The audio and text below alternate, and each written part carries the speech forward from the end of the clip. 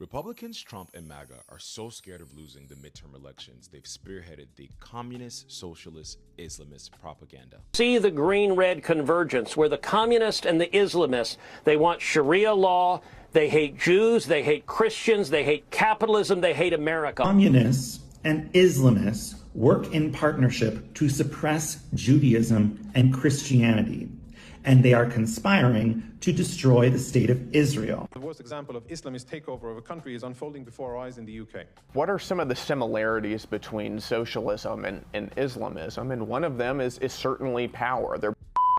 A campaign being used by traditional media, news, and political influencers to elicit fear in the general public of the big, bad, scary Muslim. Let's break this down. Today in Detroit, Michigan, Jake Lang, of all people, stood next to a black pastor to talk negatively about Muslims. A man who's built an entire career spewing hate at black people, invited by a black church. America was founded by Christian men with principle, okay? The people that had usurped Detroit, I mean, just 2 miles from here, they are siphoning your wealth, they are stealing the land from you, right out from underneath your feet.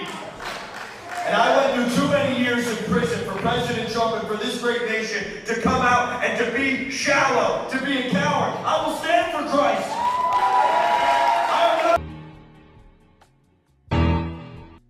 Lorenzo Sewell, senior pastor of 180 Church, had just spent his entire sermon calling Islam a death cult. When a man like that gets welcomed to the pulpit, we have to ask how the propaganda machine works and who it's using to deliver the message for it. Because here's what else happened this year. Zoran became the mayor of New York City as a Democratic Socialist. Then, this summer, 2 more Democratic Socialists won their primaries in New York. Claire Valdez in the 7th District and Darialisa Avila Chevalier, who unseated an AIPAC-backed incumbent in the 13th. Meanwhile, in Michigan, Abdul Essayed just won the Senate primary, beating a candidate backed by $60 million in AIPAC funding. He could become the first Muslim senator in U.S. history. The right is losing power and they're scared because heading into the midterms, they're watching it happen in real time. Anyone with the platform who wants public services rendered for the public good gets hit with the same word: socialist, communist. Doesn't matter if it's Medicare for all or affordable housing. The Cold War playbook gets dusted off the second someone sounds like they'd actually help regular people. Zoran especially is a problem for them because he isn't just popular in New York, he's liked internationally. So the goal becomes besmirching Muslims broadly to make sure nobody looks twice at the Democratic Socialist with a Muslim name and thinks maybe he's onto something. And here is where Israel comes into it. This year, Pew surveyed 36 countries. Not one had a majority with a favorable view of Israel. Support collapsed across Western Europe, France, Spain, the UK, Germany, and United States. Israel has fallen out of favor almost everywhere, and they know how to buy some of that favor back. Scare America with the big, bad Muslim. And standing with Israel suddenly looks like standing against a threat, instead of standing with an occupation the rest of the world has turned against. So, 2 different fears, same solution. The right needs Muslims to look dangerous, so socialism looks dangerous by association.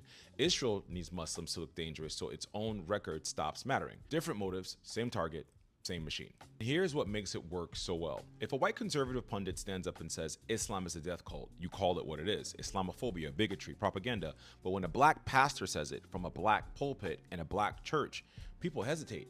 He's one of us. He wouldn't lie to us. That is the whole strategy. Find the messenger the target audience won't question and let them carry the message the machine couldn't sell on its own. If a black man says it, it can't be racist.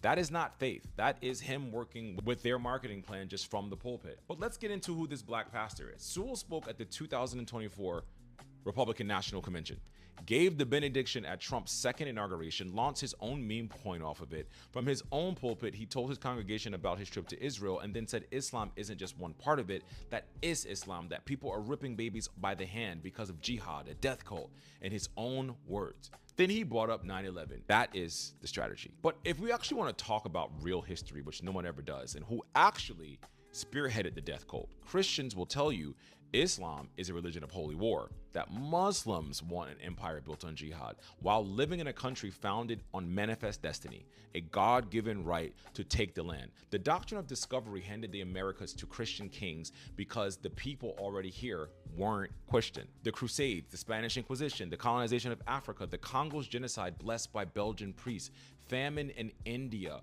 which killed over 100 million people enforced under a British Christian empire. Slavery itself run on a Bible with Exodus cut from it, so the only scripture they were handed was Ephesians. Slaves, obey your masters. Every war America has fought this century has had a chaplain standing next to it, calling it righteous, calling it divine by God. But that's quote unquote never the religion of violence. That's never the faith anyone asked to apologize. That cognitive dissonance isn't an accident. It's the oldest trick there is. Convince the empire it's the victim, and convince the victims they're the threat. We are the byproduct of that colonization, all of us, whether we're in Detroit or Kingston or Lagos. And the version of this faith that was handed to us was never meant to free us. It was meant to keep us obedient, and now it's being used to keep us divided, aimed at people who never did anything to us, while people actually running this country into the ground stay completely out of frame.